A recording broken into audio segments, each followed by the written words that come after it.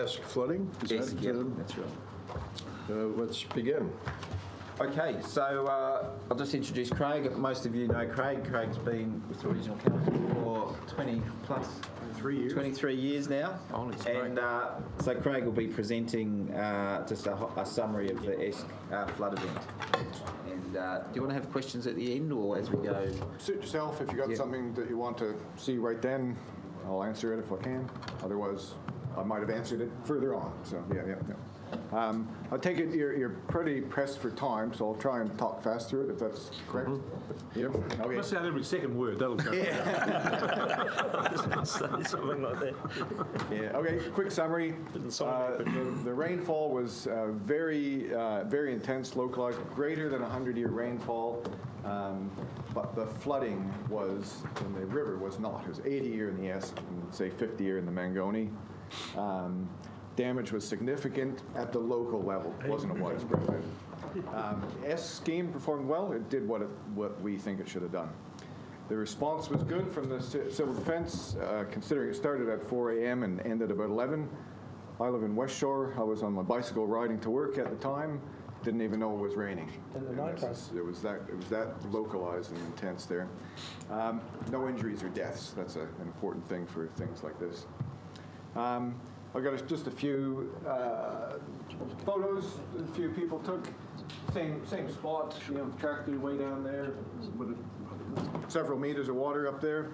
Typical thing there.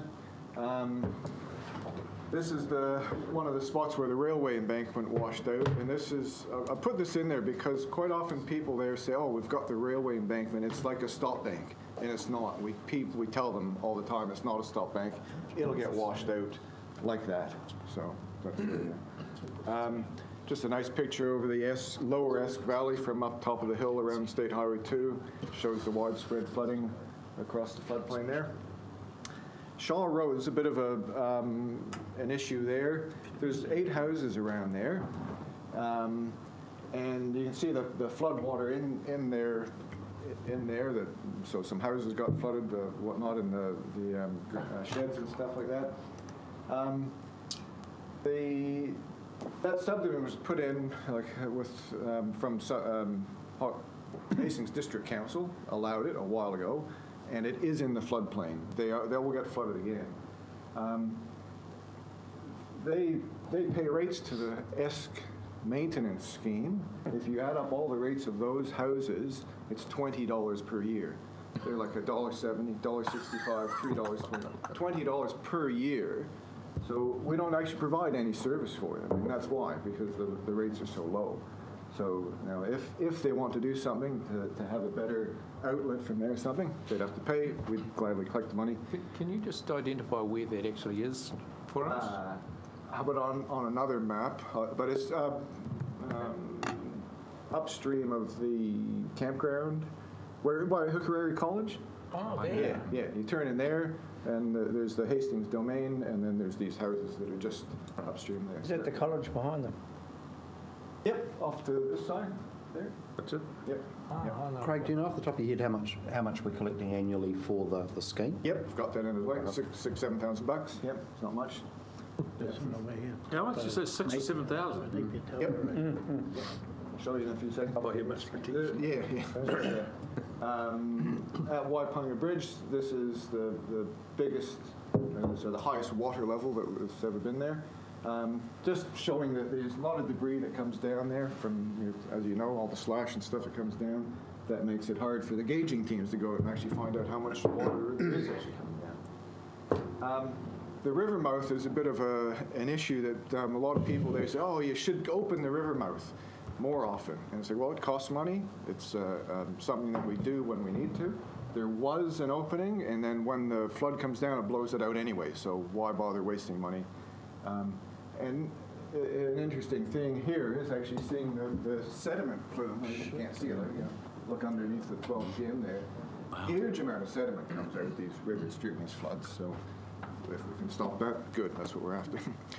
Up in the Mangoni, someone built in the floodplain. Again, one of those things that HDC allowed it. We didn't know about it. Pakaratahi, this is the lower portion of a house that's up on piles, and the guy sort of built into his basement. He suffers from it now, so not much we can do about it. Over in Tangoyo, the Tanaro stream wasn't flooded as much, but a lot of water off the hills, and that's the sort of stuff coming down. Just to give you perspective where it is, the Glengarry I'll talk about in a couple of seconds. The Esk at Waipunga was the bridge that I showed you. Tangoyo over here. So there's the Esk catchment. There's the Mangoni catchment coming into the Tudor-Curry. So here's the rainfall radar map that Met Service had. So really, really intense rainfall right there. Dry other places. That was localized. And here's our gauges, and 335 mils in that spot, but only 130, 150 mils, and only 10 mils in Napier at the same time. So very localized. The blue bars here are hourly rainfall. So as it come along, 3, 4, 5, 6 o'clock, so all of a sudden you get 38, 50 mils, 56 mils. The black line is the discharge in the Esk River. So you can see how quick it reacts. A couple hours of rain and bang, it's way up. And then the rainfall stops and off down it goes. And when we start talking about rainfall statistics and flood statistics, if you look at, say, any one of these, it said the maximum 1 hour here is 56.5, but then think about the 2 hours too here. So here's 1 hour, 56.5 is that black line. You come over here, and 2 hours is about 106.5 over there. The statistics for the area show that blue line. So every one of the different durations of that rainfall was more than the 100-year. And here's the record for New Zealand. So about 6 hours, it almost reached That's in the West Coast. almost the most rainfall ever in New Zealand in 6 hours. So that's pretty intense. And it's never occurred like that before there. So it's a very, very intense thing. Comparison, this is an interesting, this is all in the Esk area. 1938 was a big flood. And you think about that, it was 300 mils in a short time and 600 mils over 3 days.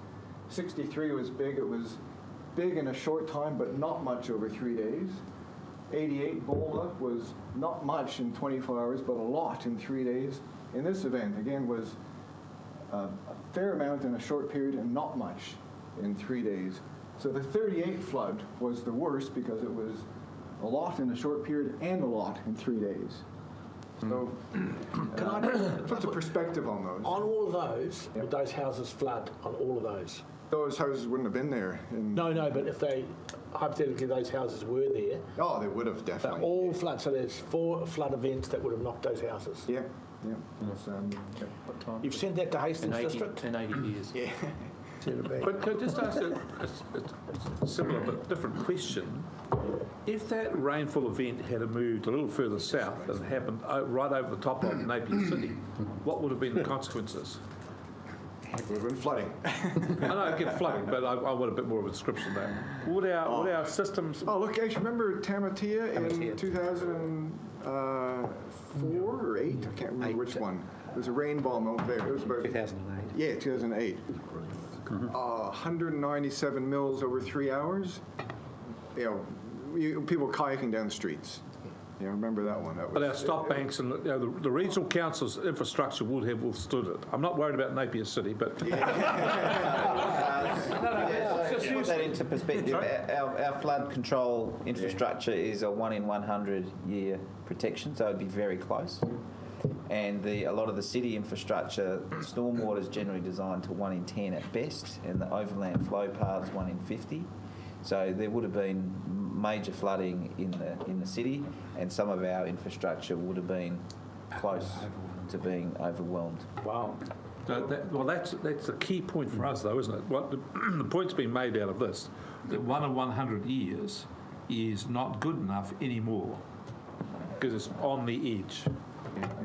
The perspective of this is that rainfall was so localized, none of the big rivers even felt it.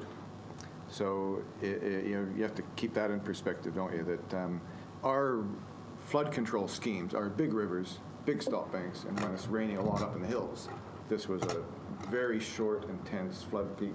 In fact, here it shows it compared to Cyclone Bull as the dashed line. It happened over 3 days, and this event was like 12 hours. Flash flood, bang. That's right, but we've always got to be, we can't be like New Orleans, who always knew that the hurricane never got them until it did. They always veered away for 100 years. That's what they relied on. We always dodged the bullet. We can't have a New Orleans strategy here because it's irresponsible. The second thing is that these things, not that long ago, we had the big flooding down in Porangahau, a water bomb there, and what the damage it did there. So these are events which are occurring regularly, and the point I'm making is they are not hitting major population areas, but if they do, will our regional council's infrastructure withstand it? Because that's our responsibility. That's my point. Yeah.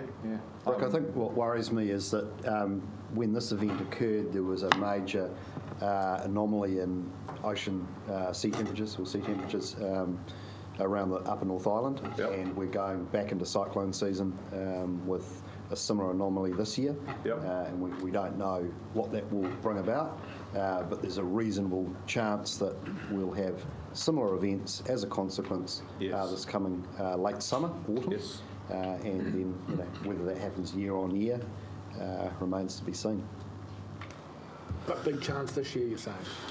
Based on the high anomaly in sea temperatures, I think there's a reasonably strong chance that certainly not only for us, the whole upper North Island, I think there's a higher risk profile around cyclones this year than it would on a normal year in terms of sea temperature. Okay. I know this is taking us off track, but the other thing we've had here is that it's normally expected that the cyclones and temperate things come down and they hammer northland first. They get to there and they've got a high frequency and they've sort of kind of adjusted to them, sort of. Then they come down, the other place which gets hammered next is Coromandel, and they come down and they reach Gisborne and so on with less frequency. We have been right down the bottom of this and have had far fewer of these events in the past, and therefore we've adapted our strategy to that. Point is, with global warming and temperature rise, sea temperatures are warming up all the way further south, and we just have to expect that the reach of these cyclones down to the area is going to come with increasing frequency and increasing fury. So for us to plan into the future based on what we've had for the last 100 years is wrong, in my view. We have to base this stuff on it happening more often and more frequently. Which is exactly what we're doing with flood control. And going back to the point that Rick was making and you responded to, Chris, in regard to this is a 100-year event, and if it had hit Napier instead of the Esk, we would have been teetering on the edge of significant flooding. Should we be considering a higher level of protection for Napier in the light of this sort of thing than we currently are able to deliver? Well, I think that's a huge question for society in New Zealand. I guess the whole infrastructure standards are built around certain levels of protection, and if we want to, I think if we want to maintain those levels of protection going forward with climate change, we know we need to invest in them. Want to then increase the level of protection, that's a significant cost for the whole. We've already But crossed that's that precisely bridge, what we're haven't we? doing for flood control. That's why we're reviewing the levels of service in the Heretaga Plains scheme. Yeah, exactly. Exactly right. Exactly. Yeah. This just reinforces the underlying sense of that decision. Yep, cool. I'll touch on that again in a couple seconds. This is the water, so the discharge at Esk at Waipanga Bridge over, water level. An interesting note about this is that in the last 55 or 35 years, we've had a couple events that are very close to this one that we just had, but the bed is degrading. So it's gone down about 1 meter at the bridge there. So we've got this constant degradation of some of our rivers that are actually going down. Well, it doesn't happen everywhere. Now here's this, talking about the flood frequency. I'll take you through this. So return period on the bottom when we talk about 100 years or 50 years or whatever, and here's the discharge. It was 1,095 for this flow. So when we put together all the annual maximums for that particular spot, we get sort of a curve that looks like that, and then we might extrapolate it, but we're not too happy about that extrapolation. But when we do that, it comes up to be 80 years, and that's why we said we're going to call that an 80-year flood.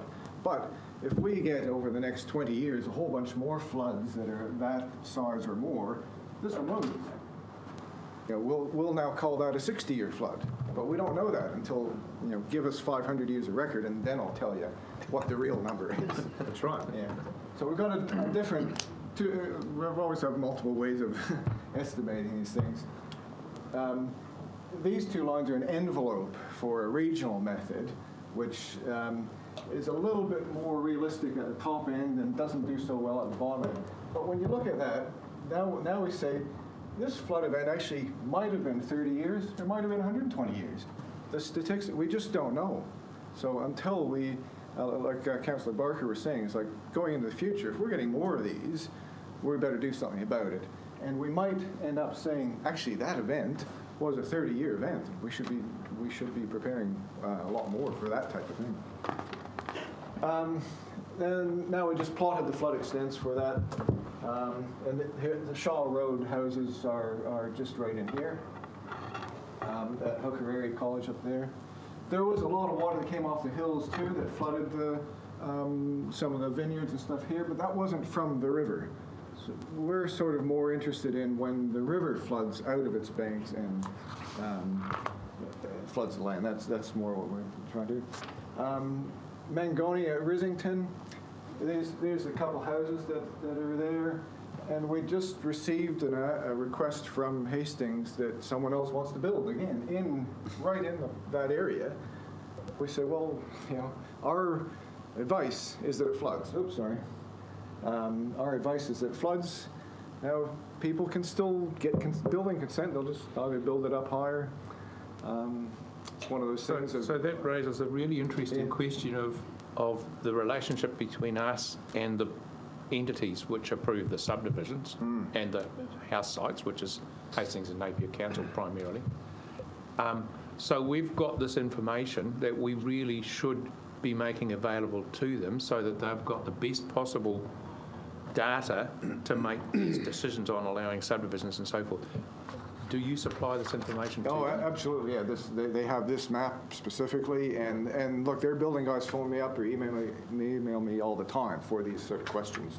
So we're working well together with them.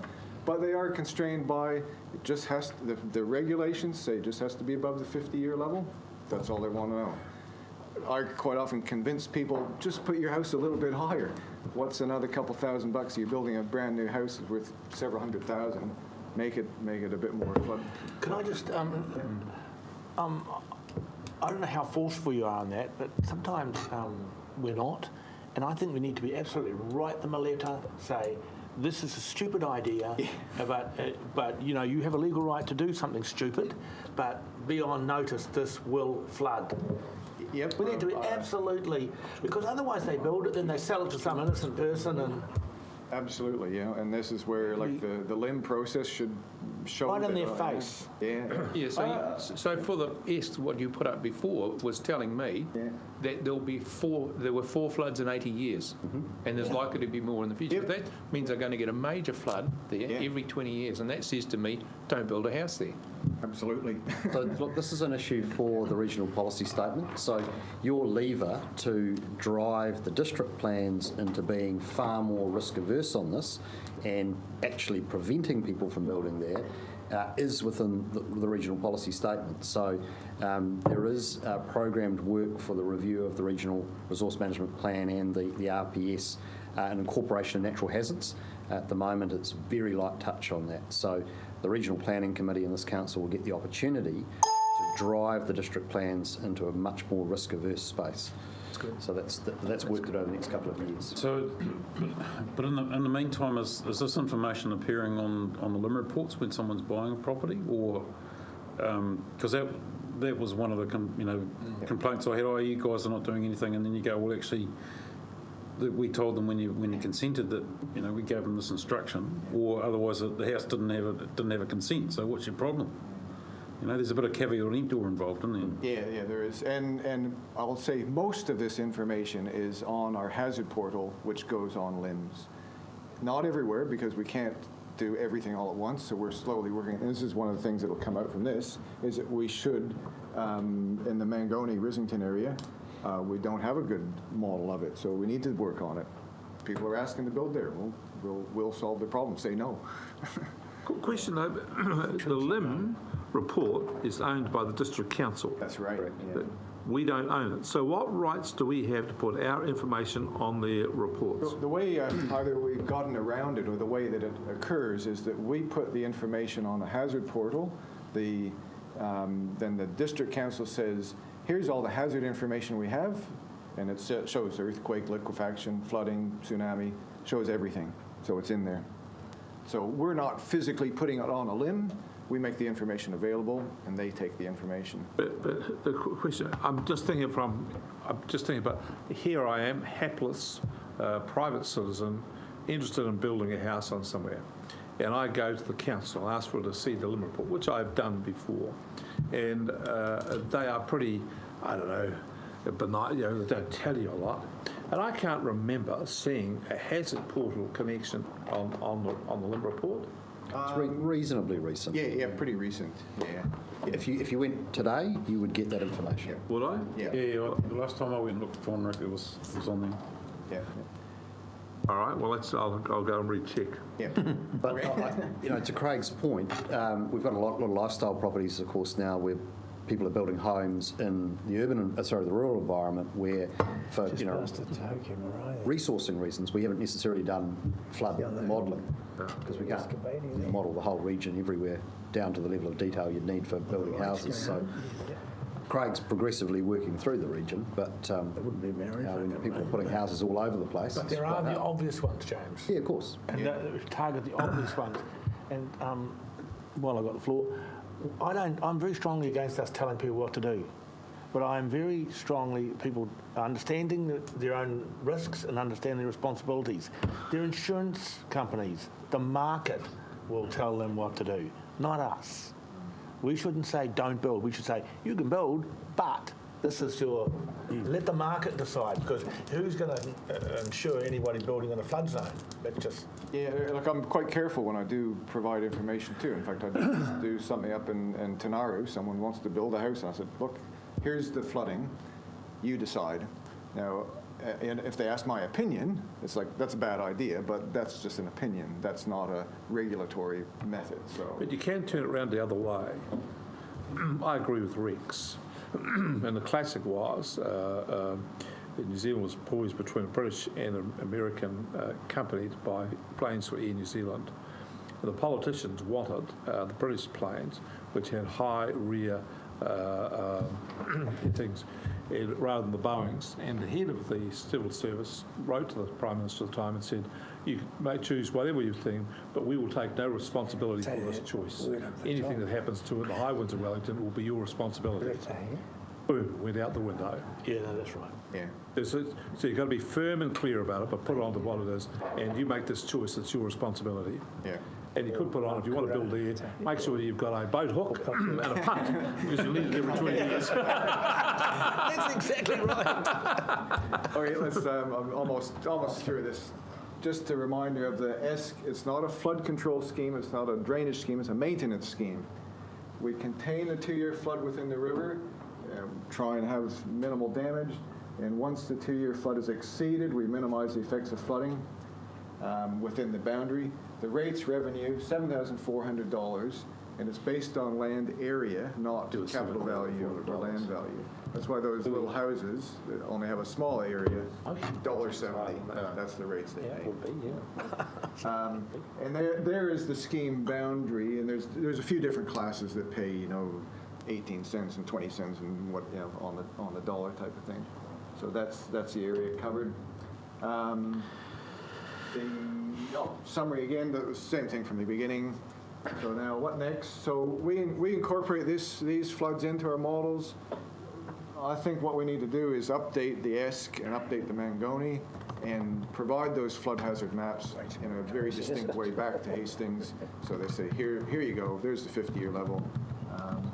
And now in the Esk, they were also after like a text system to have another advanced warning. On the map that with the Glengarry and the catchment, you can sort of see it's really quick. If it's raining at Glengarry, an hour later it's flooding in the Esk. So, you know, it's so quick that to get things mobilized is really hard. So that's the where to from here for this. Councillor Curtin. Just they're screaming out to me to review the scheme, and so what are the plans to do so, and what was the feedback from landowners in that area? Definitely we're reviewing the scheme. I mean, actually, the first off the rank is Upper Tuhi. That's been a priority for us. We've got all 26 portions of schemes and stuff. We're ranking those and getting on with that. Things like the Esk is fairly self-contained, so it's probably an easy one to do. So we might knock that off first. Some of the smaller ones. I've talked to landowners from my point of view of flood control. Now, Civil Defence and Ian McDonald, they went out and talked to a lot of the landowners from land use point of view. So I see people and just see what they want. But we maintain a few drains there. They're going to flood again. That's the end of the story. There's no impetus to protect the area from flooding. So it's a warning system only, and do the best we can with maintaining the channel. And that's because the cost of going to a control scheme would be far outweigh the amount of property that would be protected. Exactly. Yeah, you wouldn't save because it's a narrow thing. You'd only save a few properties, and so we've got sort of half a dozen houses at risk, and then a whole bunch of farmland, cropping land, and you'd be talking millions and millions to build stop banks and all the rest. So, but at least in terms of obviously there were issues with the drainage system coming off on the left-hand side of across to the river. Yes. So there are some issues in terms of proving the flows. Yes. So who's going to pay, and is there an appetite to pay? I'd say there's less of an appetite for them to pay. We met with the committee. There's about 6 members of the committee, and they're like, "You're doing a good job. Just keep doing it," because they don't want the rates to go up. But we're only collecting $7,000 off them. You could easily double that, and no one would say anything. Yeah, it's just one culvert. Yeah. Mr. Moe? Culvert failure was an HDC culvert, was it? Up there? Wasn't there a culvert failure? I might have that wrong. Not sure. Do you have any more details, or that one? There's the railway embankment failure that was around a culvert and stuff like that. Yeah. It's a great, excellent presentation. Hopefully it'll go forward to the Regional Planning Committee. But can I suggest that you just ask the Māori liaison officer, Pierre, on your pronunciation, like Manga One is Magoni. I apologise. was one of the road that the former chairman lived under, and I always heard him, because I went to high school with him, talking about it. I thought it was a foreign name until I saw the signpost, and it's actually Mangaone. And also Waipunga. Yeah. I'll blame my accent for that. Sorry. And take the Australian chap with you. We have to go to language lessons. Sorry. Are you moving the adoption of accepting the report? I'll move the adoption. I'll second. Thank you. I'll just speak briefly. Thank you very much for a really interesting report. You highlight a couple of things, and one is the contradiction we have in the way in which we manage things. For example, what you've highlighted here is how rainfall hitting the hills immediately gets into the river waterways and goes off and causes flooding. I've seen the situation before with a very particular situation on the Coromandel Peninsula where a very expensive protection scheme was being envisaged. And when there was a site visit looked at it, one of the people observed that part of the problem for the water getting up the hill so quickly was the loss of vegetation. And the loss of vegetation was because of an infestation of goats. So for $400,000, a team of shooters went in, knocked all over the goats, restored the vegetation, and the water flow slowed down. There was no need for the scheme. So if you look around that area there, you'll see in a large part of it, we humans have stripped off all the vegetation, and then we have in this other piece of legislation, making sure that we've got tractors and so on going on and chopping down trees, everything to within 3 metres of the edge of the river. So we're increasing the speed at which the water gets into it. I think in some of these schemes we're going to have a think, not just about hard wiring and concrete and rock work to do things. I think we're going to have to go back and talk about recloaking the land in trees and vegetation to do what the land has normally done. The water would hit the tree, come down on the bottom, the humus would be there like a big sponge, soak it all up, and it would take hours for the overflow to get down into the streams from there. And then as it went down, they'd have to weevil away through the flax bushes and so on. So we wouldn't have had these sudden peaks the same way. We have created this. I think we need to think about how we uncreate it as well. So thank you for the report. It was great. Thank you. That's a bit Graham. Thank you, Rick. I did hear Gordon Paku rise there and speak through Rick.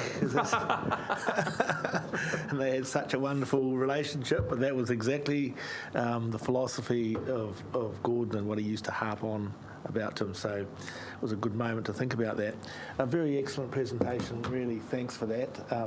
You made it enthusiastic and we all enjoyed it, and even Mike Moe was awake, so that was, that was good. Yeah, I think I have a personal view that it's going to happen every year, not every 10, you know, and I think James is right, sea level temperature, and according to the newspaper, I don't know whether it was true or not, but 6 degrees warmer at Waimarama than it was last year, so that's probably a bit of an aberration, but certainly we're going to get these events somewhere every year, and I predict that we're going to have a calamity event within a decade. So all we can do is prepare as best we can. But in saying that, I want to reiterate my point is that people have got to take personal responsibility as well. They can't build houses on flood zones or build houses close to eroding seafronts, and then a calamity happens and they blame us, or they want the rest of the community to dig into their pockets and help them out. So I think we've got to be honest and with the information and get out there and be very frank about it. This is a flood zone, or this is, you take a big risk if you build a house here. And if we at least stating that very overtly, we can hark back. I mean, we might not have any legal implications, but we can say very clearly we said it. So thanks for your report. It was really good. All right, thank you. Councillor Bailey. Thank you, Chair. Just 3 things. I think it's really important to highlight what Councillor Graham was talking about there about personal responsibility. There's a bit of caveat emptor there. If anyone's looking at building a property, I think that's their responsibility to make sure that it isn't on a floodplain, and if it is, they're taking the risk in that, and they should accept that risk and shouldn't come bleating to all and sundry if that doesn't work out like that to their satisfaction.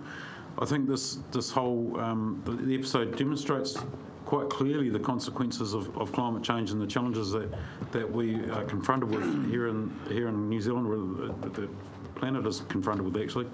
And to my mind, it's just by good luck rather than than anything else that such a rainfall event is not happening with a regular basis on any of our municipalities, whether it's Napier, Hastings, Wairoa, or Central Hawke's Bay or whatever, and causing problems for the urban population. It's just simply by good luck that it's only in an isolated or a low density population area. And I'd also, again, like to endorse Councillor Barker's comments about when we're looking at solutions to these issues, we shouldn't just be looking at engineering. We should obviously be looking at land use further upstream or further up into the catchments as to what's going on. And that's why I'm so pleased with our recloaking the land and right tree in the right place scheme that we're looking at putting together, because that's a huge part of us dealing with some of these challenges. I mean, there's so many benefits to come from that, and this just happens to be one of them. Thank you. I will put the motion. All those in favour? Aye. Opposed? Accepted. All right. I had something profound to say there, Mr. Chair. We are on to Seagrass. Thank you. The future overlord has spoken. Thank you, Chair. You'll get another slideshow shortly. Anna's just coming up, hopefully. So, you're right, Anna? Yep. She's going to talk you through an exciting discovery in the Porangahau Estuary, which I guess is relevant to a bunch of work, certainly in the marine space that we're working in busily, but also our work in the catchment space, because ultimately the loss of this habitat historically is because of changes in land use and land activity and catchments, and I'll run you through that shortly. But it is a really good news story that we've found it. The challenge will be whether we can keep it there and hopefully grow more of it. And Anna's doing something completely different. Sorry, I just asked for just a little bit of time, just follow up on James's comment and some of the comments that have been made at the table in the last presentation, which is around these high temperatures that we are seeing in the bay. And this is a report that was put out through the Herald from NIWA back in January, and it is saying that Hawke's Bay has some of the highest water temperatures through New Zealand at the moment. Given 2 more weeks, I haven't been able to follow up on this, but at the time of this article, given 2 more weeks, it would be classified as a marine heatwave. So I think the comments around frequency of things like cyclonic events, etc., are quite timely. Just on that note, in 2 weeks' time, we have NIWA coming up with a glider to come and investigate some of the things that have been going on, including water temperatures. Sorry, I wasn't expecting to talk about this, so... It's not your usual sort of glider. Don't imagine it. It's not going through the year. Oh, this is So this is due up on the 25th of February. We were able to access some funding to bring this NIWA equipment up. It'll complete a 4 to 6 week voyage autonomously, so it gets deployed, it sits along, it goes up and down the water column through Hawke Bay, and we'll look at conductivity, salinity, temperature, dissolved oxygen throughout the water column for 4 to 6 weeks, which is huge information for us, particularly around these warmer temperatures. So, sorry, Anna, whereabouts is it going to be deployed? All through Hawke Bay. So it'll cover the whole bay? The whole of Hawke Bay. Predominantly Hawke Bay because of the 2 eddying currents that come through, and also the marine heatwave hasn't been observed sort of south of Cape Kidnappers as such at this point. And it'll help us to identify things around dissolved oxygen issues, which can occur when we get these warmer temperatures, but also the temperature anomaly that we're seeing at the moment. So that was a complete aside. But Is there any risk, Anna, that somebody fishes it up in a trawl net? A lot of risk that somebody fishes it up into a trawl net. We've reached out to our contacts and let them know that it's there. More risk that people will think it's something not nice and panic, but we've reached out to our fishing contacts, and it already has all over it that, you know, that species of scientific equipment, if they trawl it up, can they please just pop it back over the side, let it go about its business. What speed does it go? I actually don't know. It would be very slow. I'd say less than 2 knots, but it will just move up and down. When it comes up, it'll report back through telemetry, download the data and access any new positioning that has been provided for it. For example, if we're advised that something interesting is happening over there, then we can reprogram, well, Joanne can reprogram it to go and investigate that area there. Can you get a newspaper article about it? We're definitely going to be doing that before it's deployed. And you can let us know when it's been launched. I wouldn't mind coming along and having a swizzy at it. Yeah. Sure. Limited spaces, Councillor. There's a queue. Oh, you're selling seats. Security, yeah, security. Did you know how hard it was to get to Elton John? I didn't bother.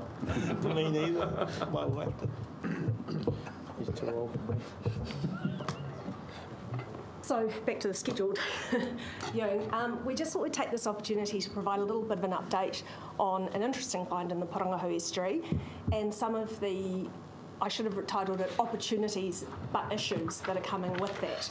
So everyone around the table will know Porangahau Estuary is at the mouth of the Porangahau River, probably in the southernmost part of our region, except for Whangehu. Nationally significant estuary, as most of ours are along this coastline. It takes up 14 kilometres of our coastal environment behind a barrier spit. Huge value for a lot of our wading bird species, a lot of cockles, shellfish around this area, and also provides feeding ground for some of our commercial species like kahawai, yellow and grey mullet, etc. The nationally significant habitat value is from wetlands of ecological and representative importance. And from a dune perspective, it's one of our great examples for ecology in our dune areas. Seagrass is it's the only flowering native New Zealand marine plant species. Wow. It has historically been quite prolific around most of our estuarine shallow intertidal and intertidal reef habitats, but over the years there's been significant losses of seagrass through most of these habitats and pretty much been put down to a lot of sediment deposition. One of the key things is, of course, if you're a plant, you need access to light. When you put sediment into the waters, you end up not being able to access light so much. They also get smothered. They don't like anoxic environments where there's no oxygen in the sediment, so when it gets deposited sediment on top, it's not very happy. They play a hugely valuable part of our marine systems. So within the area where you've got a shallow intertidal bank, so you may have sand, you may have mud, but these provide some 3D structure.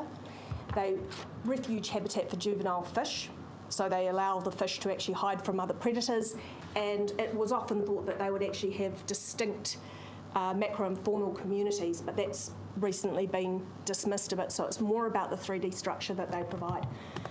And the decline in seagrass is well documented throughout New Zealand. Tauranga Harbour has had major declines, Pororua Harbour, historic declines. However, more recently, we have seen a lot of seagrasses starting to come back around the country, not quite to the same extent that they were, but without any sort of management being put in place, we are seeing some reflourish, and that's an area of scientific interest at the moment. We don't know at this point whether or not what was observed in Porangahau is a remnant from an existing population, and some of our people down in Ngatikere particularly would probably be the best place to ask in terms of that information, or whether this is new populations coming through. But nonetheless, it's exciting. They're pretty small, so they're 1 to 2 metres in about 5 patches. But considering what we had in Hawke's Bay previously was limited to our intertidal reef systems, there were documentation of it being in the Ahuriri Estuary when Kilner and Ackroyd did their studies back in the 1970s, but we have not observed it to date. In Porangahau, the density is pretty low, but one of the key things is that actually the water quality is fairly marginal for long-term persistence of the seagrass, so it is probably unlikely to persist longer than maybe a few seasons if we aren't able to maybe make some changes to that water quality. Do you go looking for it, Anna? Sorry? Do you go looking for it? Yes, we do. But of course we can't look everywhere, so it is really important if we've got records of where it may have been. So a good indicator species for freshwater quality? Yes, very much so. Well, and catchment, particularly with that sediment coming through. And that's, although this is a recent find and it's quite low density, small patches, and at the moment we've seen some other issues around the estuary which are causing us to have some thoughts around it. One is from our SOE reporting, which is looking at the levels of muddiness. Again, that's how squelchy underfoot it is when you go in. That comes off all your stream banks and land use. Porangahau is the third from the right, and it's up around the 60% mud. That's pretty bad for an estuary. That's pretty poor. condition. Technically in that state, it shouldn't provide for seagrass, but the seagrass seems to be limited to areas where there's more cobbly, sandy substrate in there as well. And of course, major concern is that it's actually increasing year on year.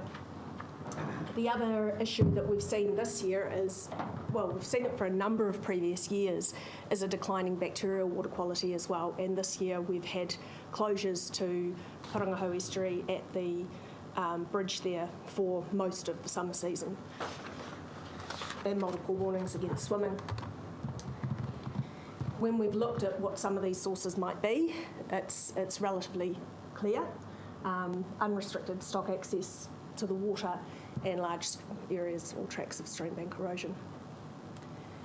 And these are photos taken from a longitudinal study that we did up the Porangahau to see if we could pinpoint where some of that fecal bacterial contamination may be coming from. And it is stock, is it? That's stock, right on the water edge. That's the part that interested me. You mentioned in the report about fecal bacteria.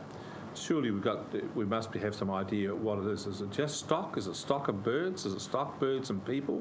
So we've got samples this year. So previous years it's been ruminant populations that we've found. This year they're still with ESR. So we'll get those back hopefully within the next month. Well, can't we do something about that? We are, Councillor. That'll come up in the next paper. Right. So the report, because part of the report was talking around how can we actually promote the persistence of this very valuable ecological habitat, and it made recommendations around mapping, monitoring the water quality actually around the seagrass beds, which we will undertake, but also looking at some land management practices that may assist. And I think the key thing that I'm trying to point here is that it's not just about the seagrass. Any actions we take will have multiple benefits around the estuarine health in itself and recreation. And the birds. And the birds. The existing work that's being done this year as part of the Marine Hotspot, we have coupled up with the ICM team down in Porangahau, and at this point through the erosion control scheme and the Marine Hotspot Fund, we've managed to get 2 kilometres of the waterway fenced. Further 3K to be done by the end of the financial year, and 500 plants to go in this winter. So we're hoping to see more of that kind of action. So Councillor, that kind of covered off. I was going to get Dean to speak to that, but in the southern catchment, there's work on the go in trying to get stock out of waterways, recognising that at the moment we don't have any regulatory levers to pull, but we've got a significant investment program through the catchments work that we're rolling out into these sorts of places. Well, why don't we have a regulatory? Because there's no stock exclusion rule for that catchment. So we haven't done the plan change for the Porangahau catchment yet, but the stock exclusion... It's not within Plan Change 6. No, it's outside the tuki-tuki. Central government is still working through the promulgation of mandatory regulations at the national level, and we expect those to be in place by the end of the year. So presumably we could also do that through the review of the regional resource management plan. We certainly, we could. Yeah. The thing is, sorry, Councillor, just to close that out, we fully anticipate we won't need to, because the government will do it by regulation and it will enter into force immediately. It won't require us to do any plan changes like the NES on plantation forestry. but the thing is that my impression is that 90% of the people like to do the right thing. And I'm not sure that farmers who have stock wandering down to the waterway to get a drink and do whatever they do are aware that the stock are killing the seagrass and what the consequences of that is.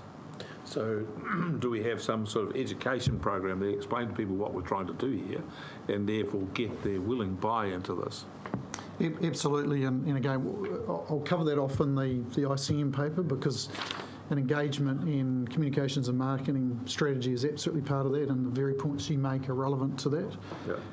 The seagrass discovery is relatively recent, so it hasn't necessarily been built in the early stages, but just becomes a lever that we'll add into the engagement with landowners in that catchment to say this is why you need to do it. Here's the relevance of the conversation with us. So yeah, absolutely spot on. And I think the other thing is that you can see from the maps that a lot of the estuarine area has been reclaimed, drained, and built up to in terms of converting it to pasture. What would otherwise be very, very sandy soils. Yes. Yes, excellent presentation. Can I ask if you would present that to the next Māori committee meeting? Because Porangahau, even in Central Hawke's Bay, feel as if they're the forgotten part of New Zealand. So we could do that. Thank you. Any other questions or comments? Happy to move the report. Councillor Barker moves the report. Somebody second that? Councillor Hewitt? I just speak to say thank you for the report. Excellent. You can bring many more of these along. Thanks, Anna. I really enjoyed that. Really interesting. Good news, and maybe the comms team might put something in the Central Hawke's Bay Mail about it. That's a very good suggestion. Seagrass found at Porangahau. I actually think there was something put in just before Christmas. Yeah, so I'll chase it down. Well, as long as the rest of the message is delivered, that we're about to destroy it. Councillor? Yeah, I think that's actually right too. Paul and I have just been Googling the area, and Rick and I went up there just recently to have a look. The incredible farming abuse on some of these hill country in there is just, I mean, it's the way we used to do it, and you can't blame anyone, but it's got to stop. And I don't know, some people are going to want to stop and other people are going to have to be forced to stop, but Porangahau is out there by itself, and we've just got to make sure that in the next 100 years we do it different from the last 100 years, if we even get a chance to do it, because, you know, if you just have a look at the landscape here and it's pretty tattered, being destroyed. So, don't want to be negative, but it just shows the quantum of our challenge. I'll put the motion to accept the report. All those in favour? Aye. Aye. Opposed? Accepted. Thank you. You can just stay right here, Yeah, right? what I might. You might want to stay. I think you might be one of our hotspots presenters. Chair. So there's a few of them there in the back of the room. They're going to come up the front now, and we'll be. Oh, look, I'm happy to take your guide here. This is effectively now a standing item on your agenda. There is a large amount of detail in here that I don't think that we're proposing to go through line by line. So we can either take a précis from each of the people here or just go straight into questions. Chair, it's over to you. Chair, just before they would Oh, you've got a begin, presentation? Oh, sorry, Anna has got a presentation. Here we go. just before Anna begins, can I just note that this will be the last appearance before the Council for Takaha, who has been successful in securing a job at the Port of Napier. And so he's leaving us to go and do work for our company in a different capacity. So. As a sailor. Is he going to be our man on the inside, is he? As many as this. I think it's an environmental and cultural advisor role, so an important liaison for us. So, Chair, Anna has got a presentation, didn't appreciate that. So perhaps we'll go through that and then just straight into questions. Yeah. It's only a few slides, but I just thought it would be a really good opportunity to update you with the Wairua hard mapping that we did as part of the Hotspot Fund last May. So last May we had Niwa come up with their vessel Ikateri to do multi-beam echo sounding of 146 square kilometres of the Wairua hard. The Wairua hard extends just beyond 300 square kilometres, so it's just under a half. The most significant mapping that we've undertaken in the Hawke's Bay coastal marine environment to date, as far as I'm aware. You can see here that actually the extent of it is quite significant when we look at our marine area, or marine estate, which is around a third of our whole estate. The basis of that was, what do we know about the Wairua hard? It was closed in 1986 to trawl fishery based on the fact that it was a juvenile fish habitat. And nothing had been done to look at its current state to see if the ecological services and functions that it was protected for were actually still in existence, or whether it was anecdotally buried under 2 metres of mud. So the key aim was just looking at what the current composition of the seafloor was. And the very, very exciting part is that predominantly the hard is still hard. which is exciting because it's not mud. Anything that comes up as a orange in this shows a really high reflectivity. When they do multi-beam, they'll send down a signal. If you're mud, you'll absorb a lot of that signal, and only a little weak signal will come back. If you're rock, the signal bounces back strongly. So the orange indicates that it's rock, the yellow indicates it would be sand, a medium reflectivity, and the green indicates that we're talking about mud, which is predominantly restricted to that offshore, greater than 50 metres edge of the hard. Just, sorry, Anna, can you give us a rough idea where that is off the coast? What's the waterway up above there? Moyangiangi, okay. Yep. And Mohaka. Mohaka up there. And then Warawa. Oh, thank you. So if I go back to this one. Fishing stoke. Going down there tomorrow. Don't tell him any more. He's just going to go down and fish the place out. He hasn't declared a conflict of interest for this information, by the way. So Paper for sale on Facebook. one of the key things is we see some small pockets of mud, but they're not significant. They're probably in depressions, etc. We will actually go and investigate them though. But one of the really interesting things is these morphological features that are coming in striations down here. We went and took the ROV out, the big blue, the remote operated camera, and we couldn't see anything of that would majorly stand out to us except for some very shallow depressions made up of about the same benthic substrate that we saw elsewhere. But with the ROV, we can see that in these orange parts, we're looking, sorry, the pictures aren't great, but that's because we're in about 25 metres of water. And I will try and clean them up and make them a bit prettier. We're looking at cobble, pebble, shell hash. And then the yellowy parts are more the sandy, shifted sands. So we're starting to build those layers of information that'll help us to identify what the current composition is around there, what the services and functions are, how we might be able to restore it or make it better, or whether it even needs that in the first place. So that's the Wairoa hard stuff. Anna, can I just a question on that? So that the area covered by that research was what? Was 146 square kilometres. 146 square K. What was the time frame for it and the price for it, please? The time frame was 12 days of 12-hour mapping, plus post-processing of the data and cleaning that up for our use. The cost was around, off the top of my head, I think about 150,000, of which we received co-funding from NIWA and Ministry for Primary Industries. And finally, the extent of the inquiry was topological, or what else did you learn about what was there other than its substrate? Predominantly the major find is about the substrate. It's about, on a larger scale, is that area still look like that? We can use a topo map or a satellite image and be able to see where our forests lie, where large tracts of redwood bush may be, but we have none of that information for our seabed. And we can't protect what we don't know, or we can't actually help to manage what we don't know actually exists. So the next steps to learn more about that are what?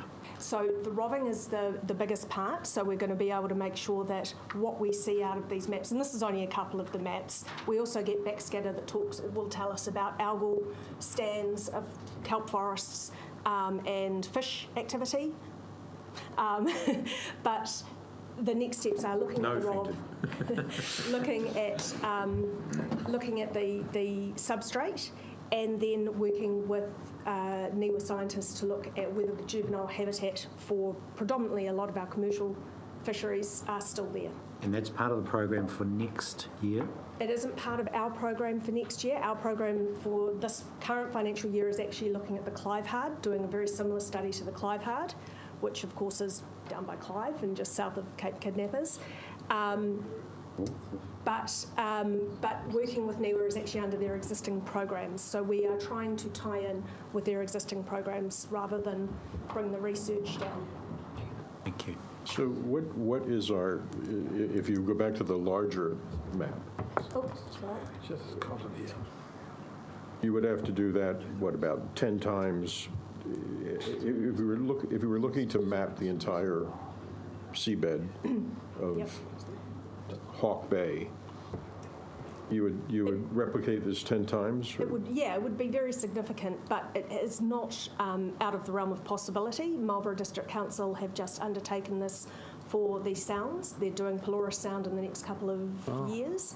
I think it's in excess of $30 million that they're looking to spend on seabed mapping, but that is in conjunction with LINS, looking at recharting because of the huge amounts of... So if we wanted to know the cumulative effect of everything that's being dumped into that space there, if you drew a line across from Mahia over to Cape Kidnapper, how far are we away from actually understanding when we say we have 3 million tons or whatever of sediment coming out of a particular catchment, knowing what that actually looks like and is causing to happen on the seafloor? Yep, absolutely, and that's the second part of the Marine Hotspot project, which is looking at sediment characteristics throughout the bay. Oliver Wade has just spent the last 6 months mapping a lot of the sediments of the bay to find those pockets of where the fines may be landing. There's a couple of things there. One is you want to understand the loads that are coming in from the catchments. You need to understand their transport once they hit the marine space, and then you need to understand their fate.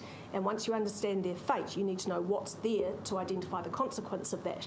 If it's mud landing on naturally occurring mud, the consequence is lower than if it's mud landing on naturally occurring rocky reef. So there's a few steps to that, and we're doing that at the moment. One of our plans in the next financial year is to look at a PhD student to actually develop a hydrodynamic model for Hawke Bay using data that we've gathered around seafloor characteristics and what's coming in off the catchments. That's really interesting. Chair, just can you give us, in a rough sense, where the rest of the hard is? You said that's about half of it? Yep. So the hard extends... I should have the pointer actually. Here it is. The hard extends... Oh. Actually, it's probably flat. Up or down? The hard extends approximately like that. But this is based on 1968 mapping of maybe half a dozen to a dozen points. So obviously the technology has come a very long way for us to be able to do this sort of thing in 12 days. It's as I said, to my understanding, it is the most significant amount of mapping that we've done to date. So just to follow on from that, so the Mohaka River mouth there, is there a way of trying to determine where the silt flow's gone and where it's resided, or are you just going big picture? No, absolutely, and that's part of that second project, which is saying, okay, out of all these rivers, one may contribute more, but actually the transport and fate of that and the eventual consequence may not be as big as one that's contributing less, but its transport and fate is a higher consequence. Right. So that's a whole big picture thing. To do that, we need to understand we basically need to develop a hydrodynamic model, and whether or not we go to that step has sort of been an area of work that we've looked at for the last 18 months, because it's not an inexpensive thing to do. But certainly it would help us to identify exactly the sort of questions that you were asking, to be able to pin back to what are the ones that we need to control as a priority or are there any that we need to control as a priority? That's right. Why control? I mean, to my simple mind, I look at that and think of it as being a bathtub, basically. And I want to know, is it filling up slowly, or does it wash over the edge, so to speak, and up to Japan? Or, we don't have to worry about it, so to speak. Is it a filling bathtub? And that's all the questions that we're trying to do. So even in those areas where we can see mud, and then more than 50 metres, so in that area you do expect some deposition of mud, but we can do things going forward, like looking through that substrate to see if there's rock underneath, how old is the mud, where was the deposition, what type of land use is that mud from? Mr. Chair, supplementary to supplement to that. This is fascinating stuff for me. Could we apply that research to the discharges from our wastewater systems going into into the bay? I mean, can we map this, come to an understanding, and can we, it's a bit like the wall, can we get Napier and Hastings to pay for it? So I haven't actually thought about that, but certainly Hastings have done some modelling for their consent back, I want to say around the 2011 mark. And some of that we've been able to build on to say, okay, well, what kind of model would we need? What resolution are we looking at? Obviously, this is a very big space when you're looking at something like a discharge or the port activity, for example, who undertook a lot of hydrodynamic modelling to see where silt flow might go to. They look at it at a much smaller grid scale and a much smaller resolution. So we've been working with Jose, who's part of the engineering team, to try and arrange mutually beneficial information for that. So is there data available on those discharges? Some hydrological data available on it? Yes, as part of the consents, they are required to do ADCP and drift drogues, which look at where the discharges go. And all that information can be built in. And do they do more than that in terms of the downstream research? Other than the substrate, what else are they looking at? So the research that goes with it, as you're looking to do for the hard. So they don't quite do the same sort of thing, but what they do as part of their either consent activity or their application, so they will look at benthic surveys. They do benthic surveys every 4 years, I think, under their consent, and they will look at the substrate type, which is what we've been doing under the sediment program of this. So it just looks at how, again, muddy, sandy, cobbly, gravelly you might be. It looks at, they look at trace metal concentrations, nutrients, total organics, because obviously sewage is high in organics. That's one of the bigger problems for our marine environment, because you end up basically stripping oxygen out when you're metabolising those. So you already know this stuff about those discharges, do you? We know a certain amount of stuff about the discharges. It totally depends on where we're at. We would certainly be able to pull it in, but it depends whether we've been reviewing the application or a annual report. So right now, we're just basically content to treat this as a marine landfill. I don't quite know how to answer that. Is that what we're doing? I mean, you mean in terms of discharges to the marine environment? discharges, sediment, let's throw it all in there. Well, it totally comes down to what principles our Might as well dump plans the and garbage in policies there have. too. That'd take care of our landfill issue. Just saying. Just saying. Chair, I'll just We have other remind ground to you cover here. that there Yes, are yes. a lot more items in this paper Right. that you haven't yet discussed. So I'm sorry, I'm going. Are there questions on any of the other hotspot areas reported on here in Do any of the very good others- detail? Do any of the others have presentations? no, there's no other There's none, presentations. okay. No other,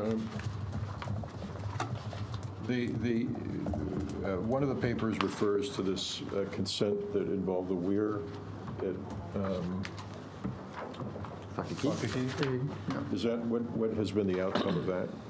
Jolene can probably update me on any further progress, but the consent's been lodged. There's a package of activities. So there was agreement? No, I wouldn't say it's necessarily completely resolved. We're still working through the final affected party approvals. The intention is that we get all of those participants across the line to avoid contest around the consent. Right. That's still happening right as we speak. We're coming very, very close to a final point where if we can't get full support, we're going to have to make some decisions about whether we carry on with the project or not. But at this point, it's looking reasonably optimistic. There's still a few people that we need to have sign up. The other option is that if there is issue with any particular element of what's been consented as a package, we can potentially take those bits out and deal with them separately. For example, there's a diversion proposed that is evidently a little bit contentious. It's not critical from our perspective for the project. However, things like the weir and lake levels are actually critical, because what's stalled progress around moving forward into restoration at a large scale in this lake has been agreement around levels and appropriate level management. So that's an absolute must-have for us. I have a question. Yep. I'm interested in Whātuma, the collaborative committee that's been set up with iwi and stakeholders. Perhaps if Debbie could report, is everyone involved? Is everyone, all that, because there's some really important landowners, of course, who go right down and into the lake.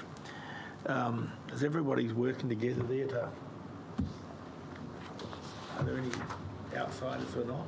I've just asked Dean because I wasn't aware of that meeting, so I will be advised of the next one, but Ian, you're probably better placed, or Dean? So Dean's going to talk to this. This is a bit of work that he's leading. So, just come up to the table, Dean, so people can speak into the microphone.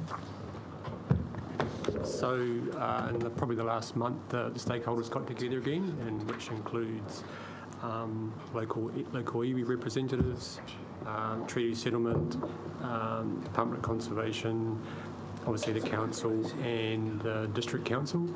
What about those landowners? What about the landowners at this stage aren't included in this because it's primarily around discussions about long-term management of the lake and what our opportunities to do that are, to make sure that we're clear about what that is before we go to that extra step. It's not that they're being excluded, but it's to make sure we've got our ducks in a row before that conversation happens. Sorry, I'm a little bit confused about that. Surely the people down in, that live by the lake are interested, are stakeholders as well. Who own it. Who own it or around it. I mean, it sounds to me like we're putting together some sort of plan and then we're just going to present it fait accompli. No, it's not quite like that, but I guess the initial discussion is around, so locally we obviously have an interest within the lake. The council has an interest in terms of long-term management, in terms of water quality and what that lake may become in the future. There has an informal sense been discussions with various people who live around that area, but the actual plan of attack that's been agreed across parties hasn't been put together to a point where the locals can get pulled in and participate in that as such. Really the discussion to date has been that group and the syndicate owners of the lake, or the majority of the lake. So that's where the discussion is at the moment. And then once those parties are in agreement in terms of what could actually take place, so that's pretty key as well, what can actually take place from here going forward, and then the landowners obviously are a big part of that. So Council, just so we're absolutely crystal clear, there's no management planning for the lake's future happening. This exercise is just about whether we can acquire the majority of the lake into one body to have a much greater impact on potential restorations of the lake. So it's, if you like, it's a commercial discussion at the moment and a partnership with Tangata Whenua.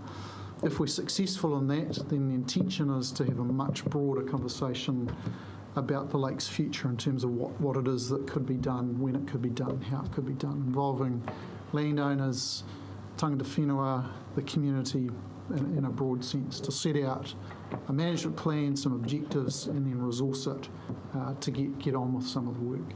So there's nobody being excluded deliberately from this. At the moment, we're in a, if you like, a commercial discussion, negotiation to see whether we can create a project to then take forward to the community. Because if we can't get that balance of the lake, the large proportion of it, then it's much. Then a project is not evident or obvious, and it makes it much more difficult for us to think about how we would push it forwwhat. So we're just how do you mean a commercial discussion? Well, it's a negotiation to see whether we can secure the larger proportion of the lake. See what. Yeah, so I look at number 33 in the paper here. The various stakeholders agreed they need more time to review their options. Well, I don't know how many years we've been sitting here with absolutely no pathway, and it seems to me that that's still where we are at. Well, this is purely around this acquiring this part of the lake. It's not about the feature of the lake per se, because absolutely your point is that there's a syndicate with 15, I think, individual owners. There's a bunch of European titles around the lake. There's a bit of dock land. There's land that's going back through a settlement process. Multiple landowners, a lack of clarity and vision for the future of it, a lack of coordination and agreement on that. We're trying to pull that together into a project, starting with getting the vast majority of the lake under one management entity. And we're not clear as to who or what that's going to be, but that then gives us much greater influence over the potential restoration solutions for the lake. And then the intent is, if we can make that happen, is to then engage more broadly with the lake community and bring them on the journey of, well, okay, what do we want to do here, and where do we want to do it? How long will it take? How much resource is required to do it? Who's involved in that? Mike? Yeah, just in support of what Ian's saying, so the land that DOC was administering on behalf of the treaty claimants has changed the game, as it were. So they will become one of the largest landowners on the perimeter. The lake itself is separately owned by a sort of a duck shooting crowd. So there's talk about passing the management of that over to the tangata whenua. This is why it seems as if you've been here forever, but I mean, say in terms of the largest landowner, that's only just coming about. Just back to Whakakī, the 3 tanks there, that's Heri Tau, is it? It looks like. I think so. If Nathan was here, yes, it is Heri Tau Station Okay. Water Articulation. Yes. That's what it says there, okay. Just wanted to be sure on that, because they've been discussing a few things with them. And the last question I had on that, have you got a date? I think the time has come to put a line in the sand to say, if you guys aren't going to agree on this consent, it falls over and the money stays in Wellington. Yeah. So we've got to stop mucking around with this. I mean, this is crazy. Absolutely, completely in your space, and we've pushed the envelope as far as we can. And Jolene, do we have a date? Consent is already going through at the moment, it's being processed. So we expect to send an application to MFA on the 15th of March. 15th of March. And if I don't have a clear line of sight to unanimous support for what we're trying to achieve in this project, that will not be happening on the 15th of March. And that funding's gone? Funding's gone, because I'm not going to fight the community on this. They need to be I agree. behind us. Yep. Well, we just can't afford to have that happen. We need to deal to it. And we're working hard to do that. We go there on There's a Friday. small group in the community, isn't it? Works of magic. Take your wand. I'm going there. Any other questions, comments on this report? Friday. Happy to move, Mr Chair. Moved by Neil, Seconded by Rick. seconded by Rick. Any other discussion? Mr. Bailey? Thank you, Chair. I'd just like to pass along my thanks to TK for the fine work that he's done for the council. Especially know that he's done a lot of work with me up in Tūtera, and it's really been much appreciated. Thank you, TK. And I don't know whether I do wish you well over at the port, but I'm sure you do fine over there, mate. Yeah, I'd like to endorse that. Te Kaha has been a central part. Well, I'm really sad to lose you, mate. Even though we're going to still own a good hunk of the business you're going to, but it's a business you're going to, and look forward to you working with us in that new role. But you've been tremendous while you've been with us. Really appreciate it. Thanks. Mike? Yeah, I just endorse those comments. TK came through the Ngā Whanarahui training program. You're taking the credit now, aren't you? And when I introduced him to the last CEO, I said he's after your job, but he decided to be the CEO of the port instead. Better paid. Mr Chair. Good job. Mr Chair. Neil? Yeah, I do want to comment on this paper. It's the front edge of the pointy end of what we've been trying to do for the last couple of years, and so it's great to see progress being made. I would, it's not to diminish the various hotspots that we're active in, but the one in front of us in the screen at the moment, if we draw that line across from from Mahia to kidnappers. We've got what currently we could be described as our toilet bowl. And that's what we're doing to that, a third of our region, of which we spend $200,000 on. I just think that we've got to re-evaluate where we're going. And I'd ask if we could bring back, and I'd hope this can be an action point, that we do bring back a paper about the research so that we're clear on the start and ends of our current research, in which directions it goes, upwards, downwards, sideways, the extent of it.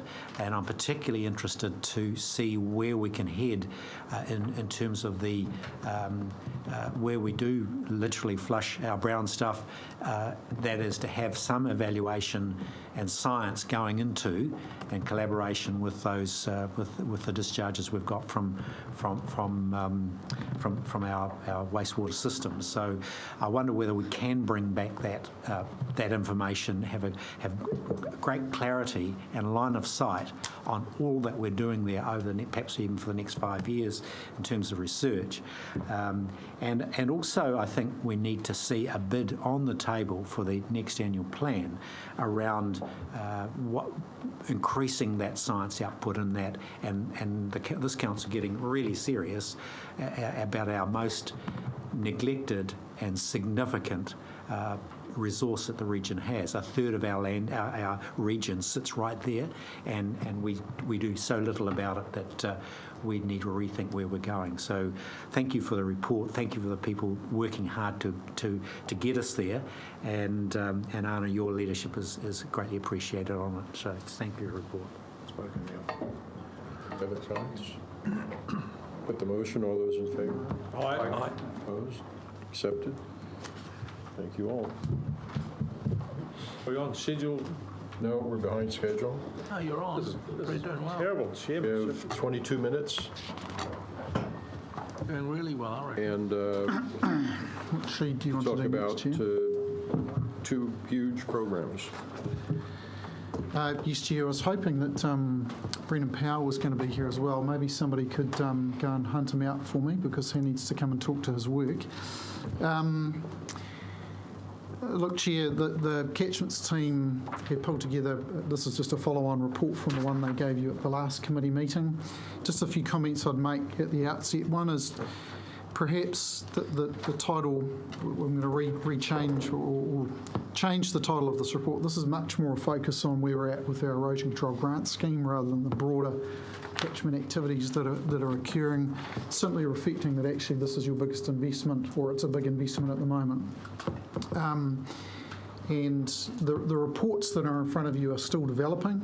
You'll appreciate, because you can see we've got different maps, which is completely undesirable, because this is an evolution, not a revolution, and we are literally building systems and processes to support this as we speak, and we still don't have yet things like a tool, data collector tool and a reporting tool to enable us to capture and report the information in a sort of a single coherent way. But we're working hard to get those for you.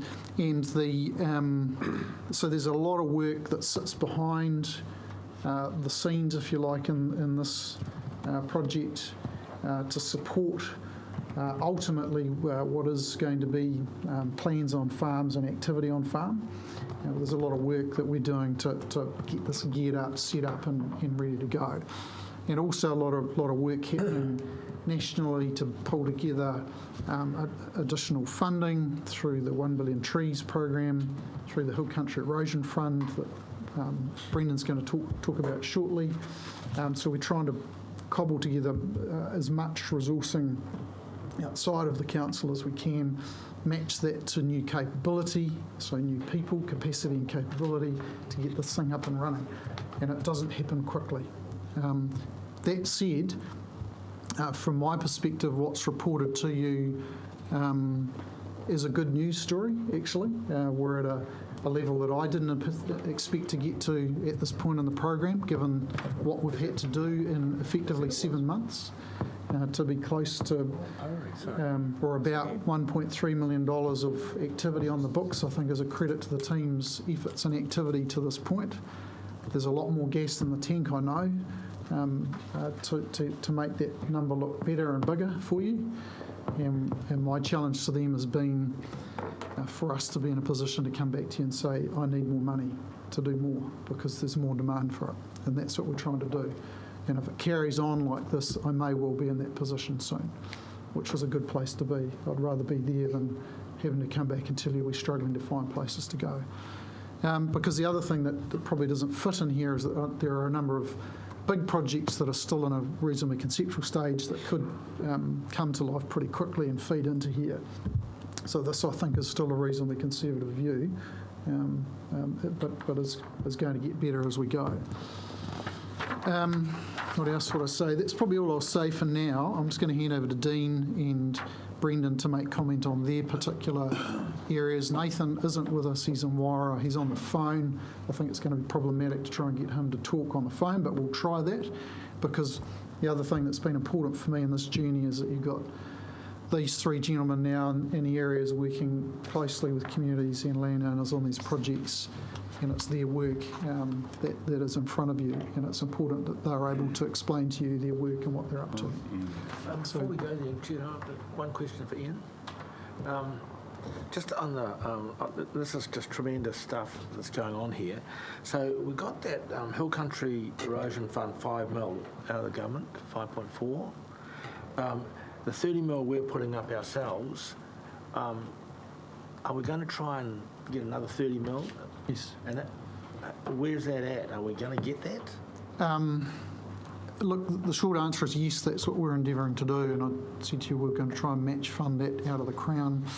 Where we're at is that there's a program of work that James and I are both connected into with Te Ururakau around the 1 billion trees program, and the intention is 200 mil there, isn't it? There's 240 odd mil, and the regional sector, the family that you're part of, is proposing to that group that we could deliver on behalf of the Crown $200 million of that over 10 years. So we could spend that money on their behalf, help them deliver their work, because actually the regional sector is best placed to do that, because we're, as I've just said, developing systems and processes, we're growing capability, capacity, we're connected to landowners, we know our catchments, we know where the issues are, so we are the people to work with.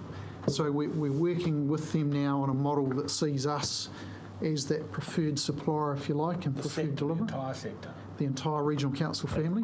We want 30 mil out of that. And I think that's entirely feasible, is that we will get that over time, over the 10 years this project runs, because the reality is that right now it's ourselves, Taranaki, Manawatu, and probably a little bit of Waikato who are actually ready to go. The rest of the country is still, crikey, let's get organised around this. They're not prepared for it. We were ready because we had it in our long-term plan and resourcing there committed and plans in place to go, which have nicely lined up with the 1BT program. So excellent. We're in a good space to kind of head the pack. And what I would imagine is that early on the regions like ours are going to be probably getting more of the putia, and then in time, as other regions gear up and get ready, they'll start getting theirs as they build their capability, capacity, and their programs as well. But we head the pack with that sort of small group. So we've asked for 200 for the sector, and Hawke's Bay getting 15% of that, 300 mil is a reasonable expectation. 30. What we've got to bring to the table, obviously, is the land. And nobody in the country can predict in 8 years' time or 7 years' time how much land they can bring to the table, which is why we've pitched for a flexible fund in that regard. But we're as well positioned, as Ian says, as anybody. I'm back in Wellington tomorrow with officials on this very matter, so we are getting close to closing a deal. So even with respect to the 5.4 million, if that is that have to be spent in that 2019 to 2023 window when we're ramping up our own? Correct. 30 million. 4 years, yep. So we're ramping up to about 3 million, a little plus in that time frame. This would add another $1.2 million or something on top of that. Are we going to be able to spend that? Yeah, so that's probably a nice segue to hand over to Brendan, because he's him and Nicola McAfee, who's in his team, have done a lot of work to get us successfully over the line with this HCF bid, which I think, Brendan, is probably the largest this region's ever had. So a huge effort, something they should be very proud of, and absolutely building kind of the mechanisms to spend it is occupying a lot of his time and the team's time right now. Yeah, so just to give a bit of an expanded summary of what that is about. So we've got approval for $5.4 million. We've got a bit of work to do to adjust some milestones and some details within that, and we'll have the contract finalised by April this year. Some of the key things that are included in that are 4 extra staff, so a project manager, 2 catchment advisors and a research technician.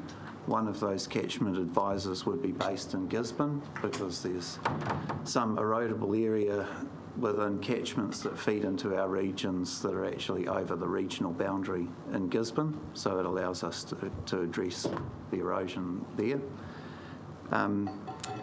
And they're included in that funding as well as extra staff to ensure that we're able to deliver it, as funding for boosting our own erosion control scheme for space planting and erosion control works. I think I'd comment in relation to your question, Chair, that money's not our problem right now. People's going to be our problem. So we've just been through a major recruitment drive. We've now got funding for 4 more staff on top of what we've got. And so getting people with the requisite skills in place, as every other regional council, certainly a number of other regional councils are ramping up as well, is a challenge. And then bringing landowners to the table with land for treatment. So whether or not we can spend all of this money as quickly as we'd like remains to be seen. But we're throwing everything plus the kitchen sink at it. So, Chair, could I just get maybe Dean, like I say, Dean and Brendan, just to quickly summarise, and Nathan, if it works on the phone, the work in their areas, and then we're happy to take any further questions. Okay, just an update around the Central Hawke's Bay area. I guess the follow on from that, the team currently is flat stack, talking to landowners and following up on previous conversations. There hasn't been a big amount of comms around this program, and staff are already stacking and racking people wanting to do stuff. So given that this is only going to build momentum, it's exactly right in terms of having the right amount of staff to spend the money and to get the operations happening on the ground. So there's a lot of good stuff that we can achieve out there, and I guess the key thing is being able to get out there and talk to people as and when they would like to have some assistance. So big focus around staff managing their time, because that's critical in terms of making sure that whatever we promise we can deliver on in terms of timetables and turning up on the day, etc. A lot of good conversations happening with other members of the council, especially around Porangahau and those sort of interesting jobs and I guess cool findings that things like that are still out there in the way that we can potentially do work in that area to help with those projects. And Whātuma potentially going forward, and in a number of other areas, there's some critical projects that we can build on to get the community involved and to just ensure that this program continues as it is, because it started off with a hiss and a roar, and I suggest that that's just going to build over time. And I think for this area, it's pretty much the same, really, that there has been quite a demand. People ringing us, making inquiries, they've heard about it. It's a struggle to actually keep on top of that. So to get beyond that and prioritise what are the most important areas to be going to, we're a bit constrained with staff time at the moment compared with the level of inquiry. So Nathan's just on the phone, and perhaps Nathan, Councillor, if you're happy to be with us, and Nathan can just give you a quick update on what's happening in Wairau, and then we're happy to take questions. Nathan, you're on. Yeah, look, that's pretty hard to hear. There's a bit of a lag. The things are tracking ahead. Are probably our greatest challenge at the moment, and one which we are going to test pretty shortly, is James's point around getting staff. We certainly, we've got the lion's share of the work up here, but the challenge for us is going to be recruiting people to get the job done. And so through the Hill Country Erosion Fund, we've got 3 additional staff that will be coming to the Wairau office. We're going to go out to we're also losing Erica Smith, who's been going great guns up here. So, we're down a very capable staff member very shortly, and we'll be looking at bringing 3 new, testing the open market for that, and just sort of seeing what is out there. We know there's a lot of demand from other industries as well, and are also, I suppose, test the desirability of Wairau as a destination for a number of people as well. So, other than that, there's certainly lots on the go. It's been a bit of a struggle at times to balance the work of the erosion control scheme plus the expectations of the community for catchment management work at the same time. A lot of the time with Whakaki and Mahanga and places like that. But, we're endeavouring to do all the above. I would say that I saw on either Farmers Weekly or Rural News, Nathan, your efforts up there got quite a big boost. Very positive article. Thank you. Right, so thank you, Chair. That's all we've got, and we're happy to take questions. Stu. All right, let's go around. Neil? Yeah, great work, great start. If staff will, appointment of staff, etc., that's fine. But a little like Kiwi Build, we're needing to see trees in the ground, plants in the ground. So, and I haven't sort of seen the numbers that you're looking to plant and when, so that we're not sitting around the table this time next year congratulating ourselves on a wonderful team to put together. On fundraising. So we had, Jolene, help me out, it was 200 and something thousand, there's 200,000 plants we've ordered plus poles. So there's a reasonable chunky bit of planting will happen this winter, and we'll bring you those numbers. Like I say, the trouble is converting having the systems to kind of convert the interest into area and then to number of trees to come back and give you a clear report. Like any of these projects, the issue is, as you've heard, access to land. So we've taken a punt and ordered a bunch of trees in ahead of the season, thinking we're going to get access to land. But you've got to have land, it's got to be planting ready, and you have to have ordered the plants. So we've done that, and we think we're going to be able to fill all of the spaces for those plants. Hopefully we can go out and find other plants from other areas to bring them in as well, because there are other places we could do that. But absolutely this winter there will be trees going in the ground. So essentially my question was around the plants. Yeah. What is the stream of plant opportunities or for seedling opportunities for it? Have we put those steps in place just as we've put the staffing in place? Yes, and so that's part of the, if you like, we call it the pipeline and the build. We need to be able to forecast what we're going to need and then place orders in advance, because these things take time to produce. And so we took a stab at it, given that we were having to order plants for this winter in the middle of last year, and we had absolutely no idea where this thing was going to go. So we've taken a stab at that.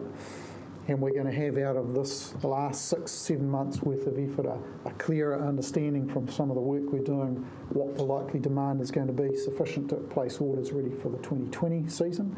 And as we get further into it, what we're going to end up with is a much clearer view on what the catchments are, size of the catchments, landowner sort of placements, erodible land areas, level of interest, sufficient to say, we think that this year there's going to be 2 or 3 million plants across the region and order those.